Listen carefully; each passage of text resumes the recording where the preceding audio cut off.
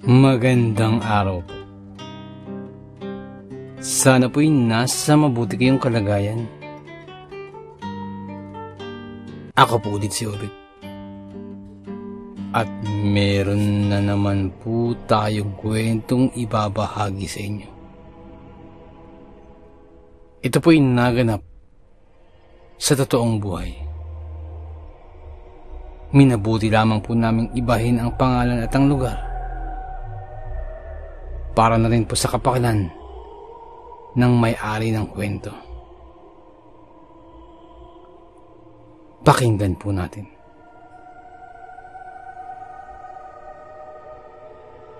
Wala namang eskwela na maaaring pasukan ng isang lalaki upang mapag-aralan ang pag-aasawa. Ang pag-aasawa, unang-una, ay biglang nangyayari na lamang.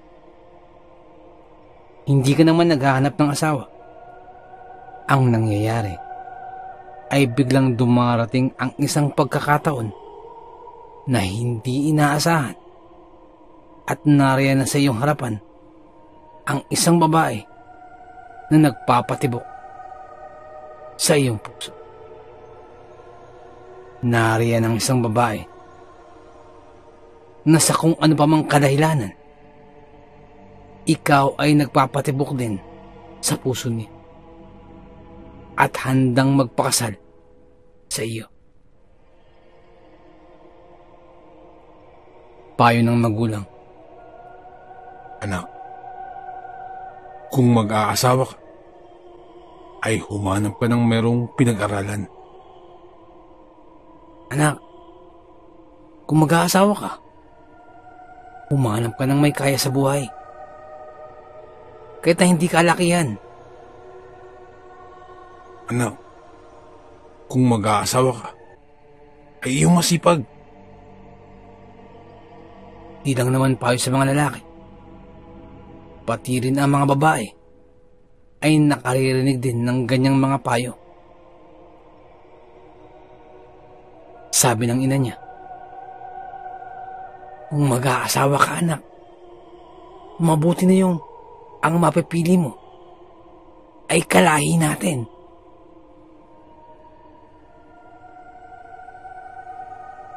Ang napangasawa niya ay anak ng inchik. Napakaganda ni Binibining Consuelo Tan. Makinis ang kanyang balat. Tila porselana. Katamtaman ng kanyang taas. Bagay sa kanyang mapapangasawa. Dahil hindi naman siya mataas na lalaki. May itim ang mata. At syempre, singkit. Mabilog ang kanyang pangangatawan. Punong-puno ng pagmamahal. Nagkita sila. Nagkakilala. At naging mabuting magkaibigan. Pagkatapos, ay naging magkasintahan sa loob ng isang opisina na kung saan kapwa sila empleyado. Swerte ang nagdala sa kanila sa iisang lugar. Malay ba niya na dun siya mapapasok sa KC Tan Construction and Company? Sa dinami-rami ng pinadala niya ng letters of job application, ay doon siya natanggap. At ginawa siyang market researcher. At si Consuelo naman, ay ganun din ang trabaho. At sa gayong pangyayari, ay lagi silang magkasama ni Consuelo. Pati na roon sa mga pagpunta-punta sa iba't ibang lugar upang kumalap ng market data. Hindi niya alam na si Consuelo ay pamangkin ng may-ari ng kumpanya na si Mr. Tan. Hindi niya alam na may kaya sa buhay ang pamilya nila Consuelo. At hindi niya rin alam na sa mga inchik, bawal na ang babae ay mag-asawa nang hindi nila kalahi. Malamang ay hindi alam ng mga magulang ni Consuelo na sila ay meron ng relasyon. Sila ay mag-asawa na sa mata ng Diyos. Nanumpa sa isa't isa na magmamahalan habang buhay. Nagsalo na sila sa gawain, sa pagkain, sa panahon, sa iisang higaan, at upang lalong matibay ang kanilang relasyon, ay nagpakasal sila sa harapan ng isang judge. Kahit nalihim na sila lamang ang nakakaalam, ay nagkaroon sila ng civil wedding.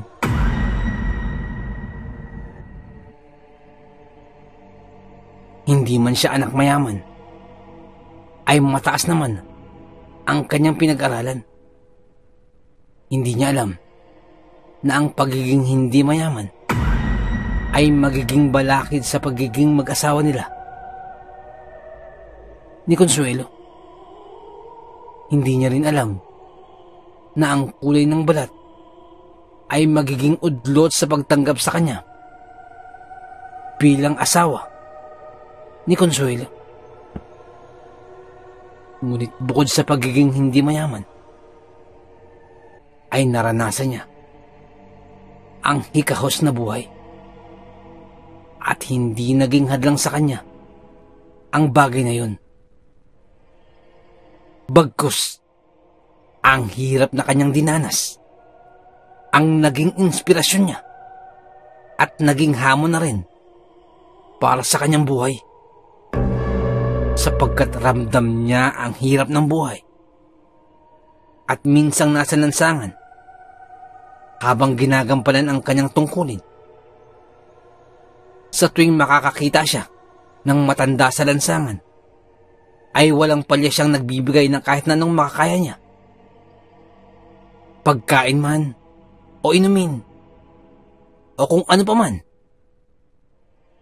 At sa tuwing papasok siya sa opisina, ay namamataan niya sa isang eskinita ang isang matandang lalaki. Araw-araw niya itong sinasadya, kinakamusta, at sinisigurado kung nagkalaman na ba ang kumakalam na sikmura ng matandang lalaki. Isang pangkaraniwang araw, muli niyang sinadya ang matandang lalaki. Amang, napakabuti mo. Napakabusilak ng iyong puso.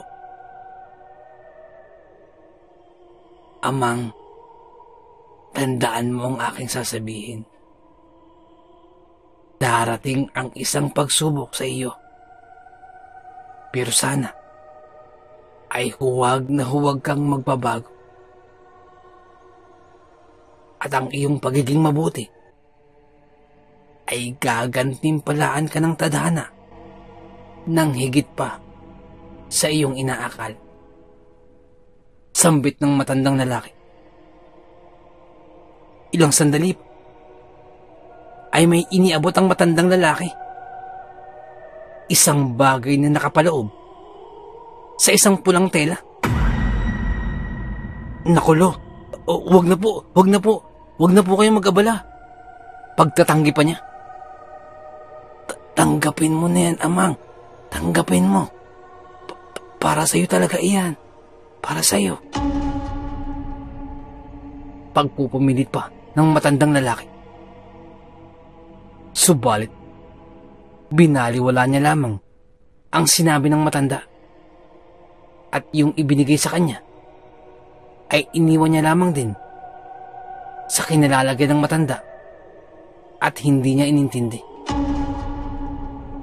Ganun pa man, ay nagpatuloy siya sa kanyang magandang ginagawa. Mga sumunod na araw ay hindi na niya nakita pa ang matandang lalaki.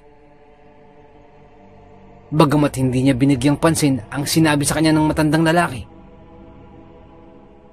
ay pinanatili niya ang kanyang kabutihan. Isang araw ay nabatid niya ang katotohanan nang makita niya sa opisina si Consuelo at mapulang-mapula ang mga mata, dulot ng pag-iyak. Kinakausap niya ngunit hindi sumasagot ang binibini at umiiwas sa kanya.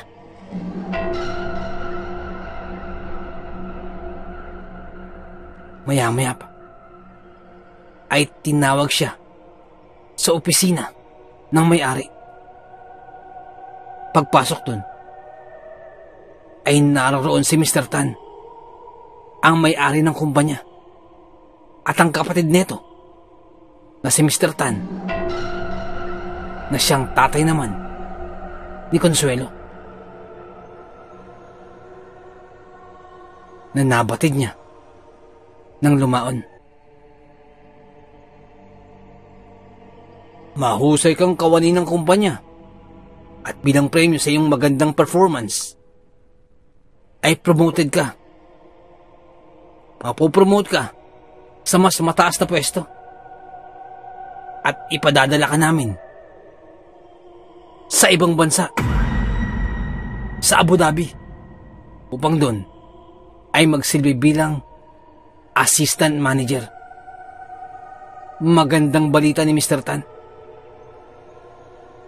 Matapos magpakilala na siya ang tatay ni Consuelo, ang isa pang Mr. Tan ang nagsalita naman. Inilihim sa amin ni Consuelo ang inyong relasyon. Kailan lamang siya nagtapat? Hindi makapupunta si Consuelo sa Abu Dhabi at hindi kami makapapayag ng kanyang ina. Kung kaya't maganda na magkalayo kayo ni Consuelo, sapagkat masusubukan ang inyong pag-ibig sa isa't isa. Pagkalipas ng panahon at buhay pa ang inyong pag-ibig, ay tatanggapin namin na kayo nga ay bagay sa isa't isa. At bukod riyan, bibigyan kita ng 1,000,000 piso kung magbabago ang pag-ibig sa iyo ni Consuelo. Yang 1,000,000 yan, yan na ang iyong kabayaran sa perwisyong idudulot sa iyo. At kung magkakatuluyan naman kayo ni Consuelo, kahit na kayo'y magkahiwalay at magkalayo, at iibigin ka pa rin niya, yan na ang premyo mo sa pagiging karapat-dapat sa aking anak. Sambit ni Mr. Tan. Nang matapos ang pag-uusap, ay agad-agad siyang lumisan sa lugar na yun. At hindi niya malaman kung saan siya pinadpad ng mga paa. Magulong-magulo ang kanyang isipan. Nang makahanap ng isang tahimik na lugar, ay umupo doon at saka isinambulat ang kanyang galit. Bakit? Bakit sumang-ayon si Consuelo? Bakit siya pumayag na magkalayo kami? Bakit pumayag siya na mabayaran ako? Hindi pinagbibili ang aking pag-ibig.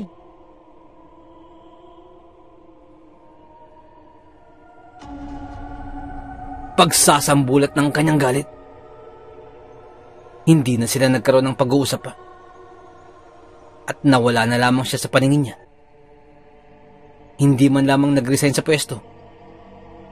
ang alok ng 1,000,000 piso dahil hindi tinanggap na sana ay nagsilbing sampal sa kanilang pagyurak sa kanyang kaligayahan at karangalan. Batid na si Consuelo, katulad niya, ay naghihirap ang damdamin sa harap ng mga pangyayari.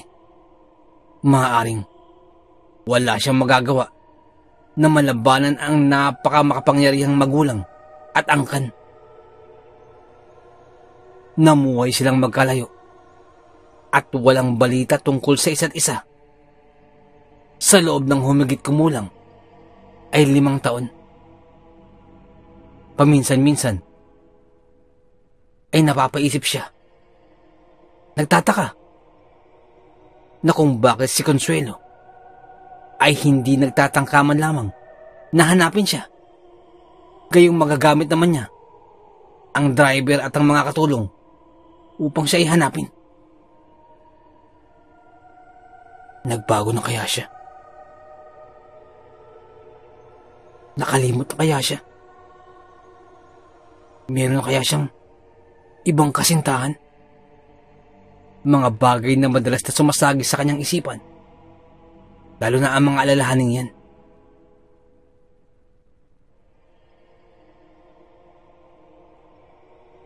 Sa kasalukuyan, siya ay isang marketing manager sa isang pagawaan ng mga makina.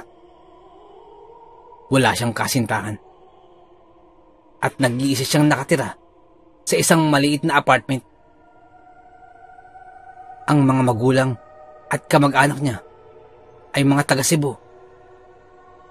At kung ang mga magulang ay nagkataong sa Maynila nakatira, malamang na siya ay makikitira na lamang sa isang bahay upang makatipid at magkaroon ng mga kasama sa araw-araw.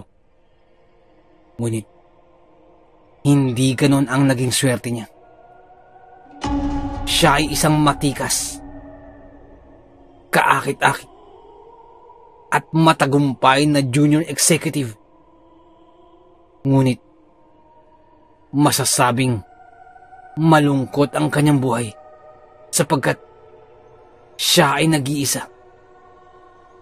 Bagamat sinusubok siya ng kanyang kapalaran, ay hindi nawala sa kanya ang kababaang loob at pagiging matulungin, lalo na sa mga nangangailangan. Isang araw ay naisipan niyang mag-ayos ng kanyang gamit. At sa hindi maipaliwanag na pangyayari, ay may nakita siyang bagay na nasa loob ng kanyang bag. Isang bagay na nakapaloob sa isang pulang tela. Pagkakita nun, ay biglang nangalisag ang kanyang balahibo.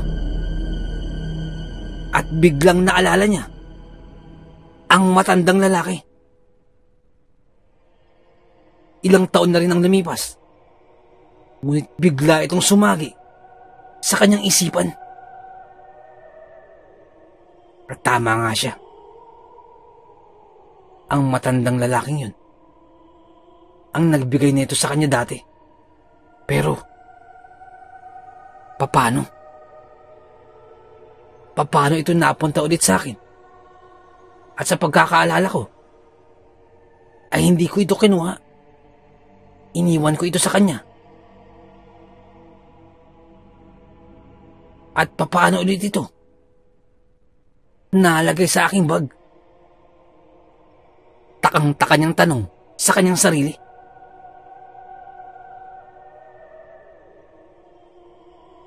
Isang araw ng linggo ay nagsimba siya sa parokya ng Remedios doon sa Malate. Nagkataong ang misa ng kanyang dinaluhan ay nagtatampok ng isang kasal. Ang simbahan ay napapaligiran ng mga bulaklak. Ang bukana ng simbahan at pati na ang daraanan patungo sa altar ay nagtatanghal ng pulang-pulang alfombra. Ang mga tao nakaupo sa harapan ng simbahan ay marangya ang kasuotan. Maririnig ang simula ng kanta ng koro mula sa itaas ng simbahan na sinasaliwan ng organo. Mula sa kanyang upuan ay tinatanaw niya ang ikakasal at mga escorts nito. Maya-maya pa ay nakita niyang may huminto na malaking puting-puting Mercedes-Benz sa harapan ng simbahan. Bumaba mula sa sasakyan ang ikakasal na babae. Tiyak ay ingrande ang kasal, naisip niya. Batay sa pag-aayos sa simbahan na nakita niya at sa dami ng naroroon na mga naimbita sa kasal at sa karangyaan ng mga suot ng mga taong naroroon, ay tiyak mayaman ang ikakasal. Pumasok na ang mga flower girls, ang ring bearer, ang mga magulang at mga abay. Sa dako ng altar ay naroroon na at nag-aantay ang pare na magkakasal. Ang ring bearer ay isang 4 na taong gulang na batang lalaki na nakatutuwa ang lakad. Makisig na makisig siya sa kasuotang abuhing Amerikana na may kulay dilaw na botay. Maya-maya ay pumasok na ang babaeng ikakasal.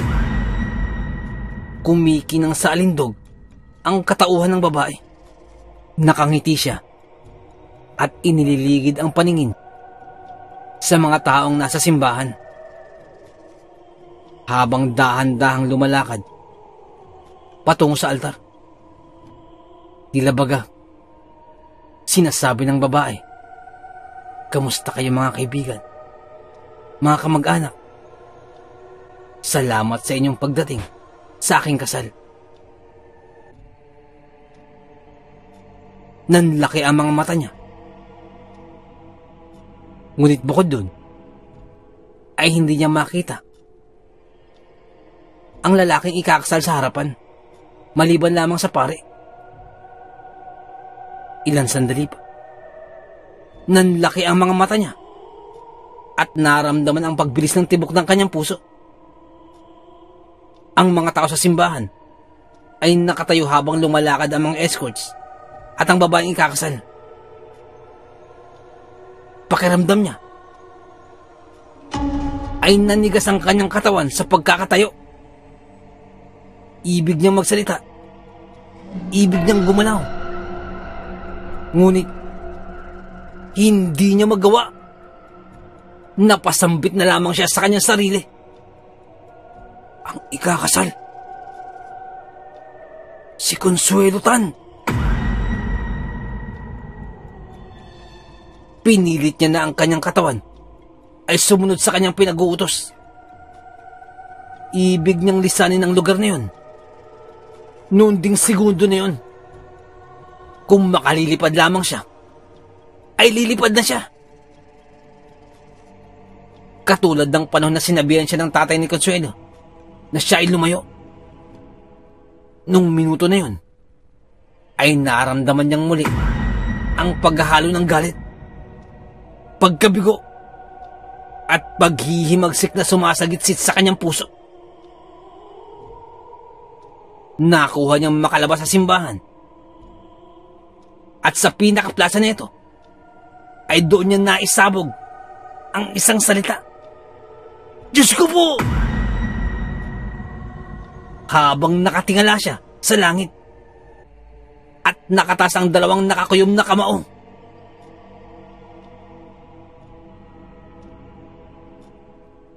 Sa kanyang paanan ay naroroon ang isang sulat na may nakalagay na invitation na mukhang nalaglag at nabitawan. Marahil ang isa sa mga bisita sa kasal ang may dala nito. Pinulot niya at binasa ang nilalaman. Si Consuelo Tan nga. Natiyak niya sa kanyang sarili. Ang ring bearer naman, napag-alaman niya na ang pangalan ay Ricardo Almario Jr. na nakalagay din sa invitation. Biglang nanlaki ang kanyang mga mata. Ricardo Almario. Yan ang kanyang tunay na pangalan. Ricardo Almario. Gulat na gulat si Ricardo. Magkahalo ang kanyang nararamdaman. Hindi pa lubusang tumatala sa kanyang isipan ang kanyang mga nasasaksihan. Nang maya-maya pa, ay napadaan siya sa umpukan ng mga kalalakihan na pawang mga naglilingkod sa simbahan iyon. Mga naglilinis, mga hardinero, at mga katiwala sa simbahan na yun. Ang grande ang kasal na to, ano? Sambit nung isa. Oo, pero sa ilang taon ko nang naglilingkod dito sa simbahan na to, taon-taon nagdadaos ng kasal yan si Binibining Tan. Sambit nung isa. Talaga ba? Tanong nung isa. Oo.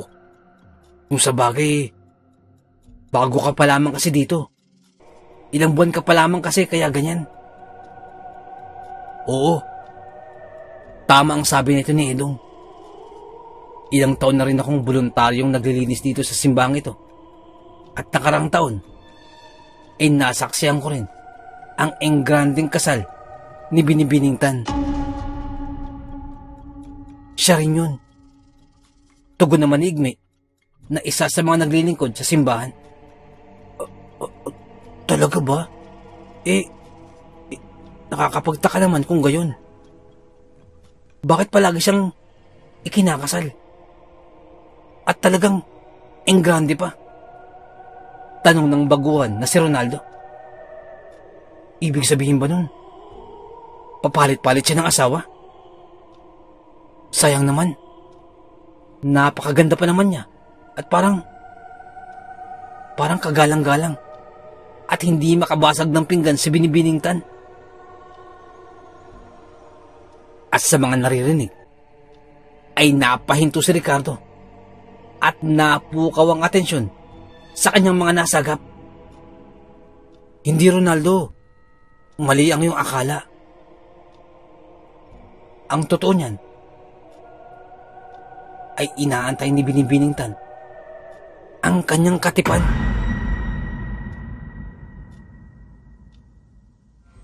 Pilit silang pinaghiwalay dati ng kanyang mga magulang dahil sa tutol ang mga ito na makasal siya sa lalaki. At nung makawala na si Binibining Tan sa poder ng kanyang mga magulang at nagtayo ng kanyang sariling negosyo, ay naging matagumpay siya. Ay taon-taon na siyang nagsasagawa ng engranding kasal sa pagnanasang darating ang kanyang katipan. At ang bata na ring bearer ay yan ang kanilang supling ng kanyang katipan. Kung kaya't sa hinuha mo, Ronaldo, na nagpapaksal siya sa iba't ibang lalaki, ay nagkakamali ka riyan, Ronaldo. Ang engranding kasal ay yan ang kanyang pangarap. At ang humarap sa dambana kasama ang lalaking kanyang pinakamamahal. Sa imbitasyon sa kasal ay mababasa ang pangalan ng lalaki. Yun nga lamang ay ilang taon na ang lumipas, subalit hindi pa rin nagpapakita ang lalaki. Walang nakakalam sa kanyang kinaroroonan o kung buhay pa ba siya, o baka naman may iba na rin pamilya. Kung kaya't kung pagmamasdan mo, makikita mo si Binibining Tan habang naglalakad patungo sa altar, ay patuloy ang pag-aagos ng kanyang luha. Dahil magpasa hanggang ngayon, ay hindi pa dumarating ang lalaki. Kwento ni Edong na mahigit 10 taon ng hardinero sa simbaang iyon. Binasa ni Ronaldo ang nakasulat sa isa sa napulot na itong imbitasyon ng kasal. Asa na ba tong Ricardo Almario na ito? Hindi ba siya naaawa kay Binibining Tan? Kaawa-awa naman si Binibining Tan.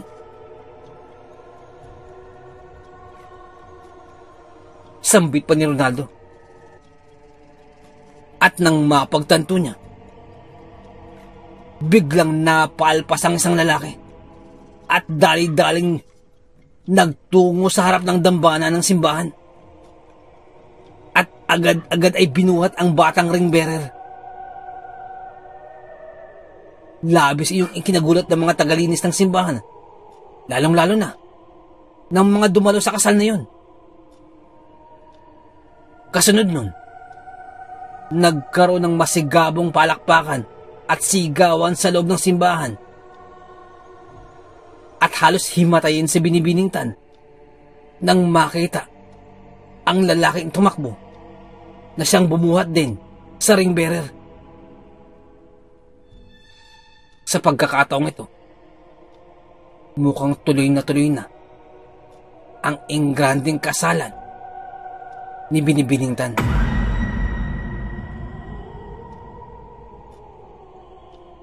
At doon lamang din napagtanto ni Ricardo. Nung nagkahiwalay sila, ay nagdadalang tao na pala si Consuelo at nagsilang ng sanggol. At ang isinilang na batang lalaki ay ang anak nilang dalawa. Ang bagay na ito ay nalaman na lamang ni Ricardo nang lumaon. At naging mag-asawa si Binibining Tan at si Ricardo Almario. Napakahiwaga ng ating mundong ginagalawan. Napakaraming bagay ang mahirap ipaliwan, pero nagaganap. Hanggang dito na lamang. Salamat po sa pakikinig. Magandang araw.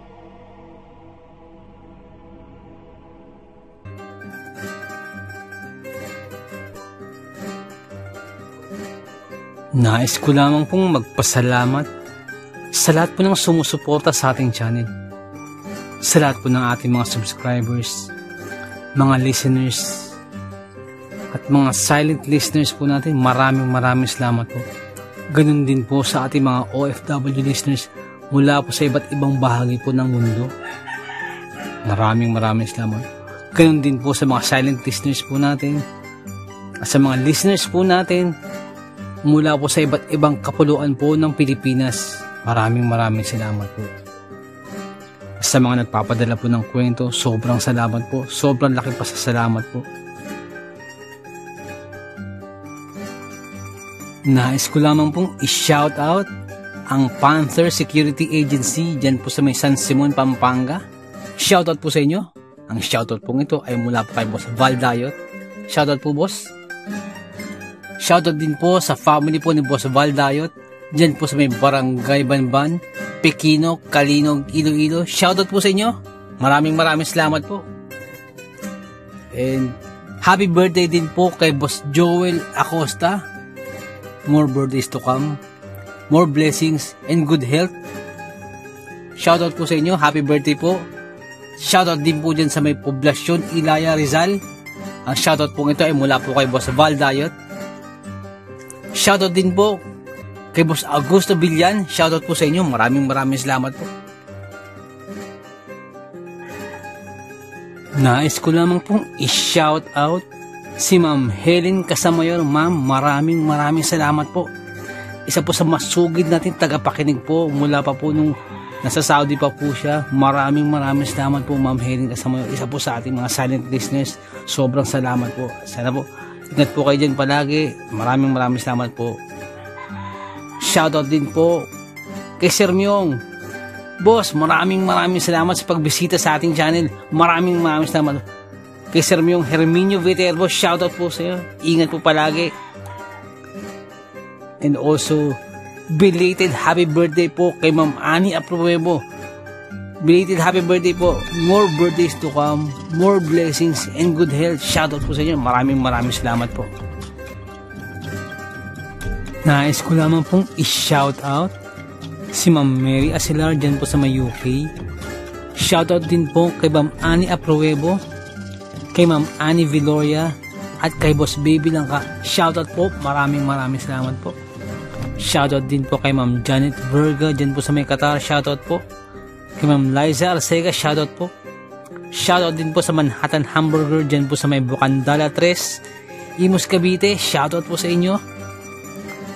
Ganun din po kay Boss Fernando Marcos, shoutout po. Shoutout din po kay Ma'am Christy Harm dyan po sa may Hamburg, Germany, shoutout po. Ganun din po kay Tata Estong Nestor Bauyon dyan po sa may London, England, shoutout po. Kay Boss Jing Fensalida, isa po sa ating mga silent listeners, maraming salamat po. At kay Boss Bobby Gonzales at sa Gonzales family, shoutout po. Maraming salamat po, boss. Ganun din po kay Boss Camelo Aroy, shoutout po. Kay Boss Malvin Esquera, boss, shoutout po. Kay Boss Miguel Doris Kibel, shoutout po. Kay Ma'am Imelda Pascua. Kay Ma'am Elizabeth Arnaiz, shoutout po. Kay Ma'am Rosie De Mesa, shoutout po. Kay Boss Haz dyan po sa may Saudi, shoutout po. Salamat din po kay Boss BK, salamat sa milk tea, shoutout sa iyo. At salamat sa suporta, shoutout po. Salamat din po kay Ma'am Eileen Rodriguez, shoutout po ma'am sa mga suggestion, maraming salamat po. At sa mga hindi ko po nabanggit, pasensya po muna, pero sa next time po, i-shoutout po natin yan. Maraming salamat po.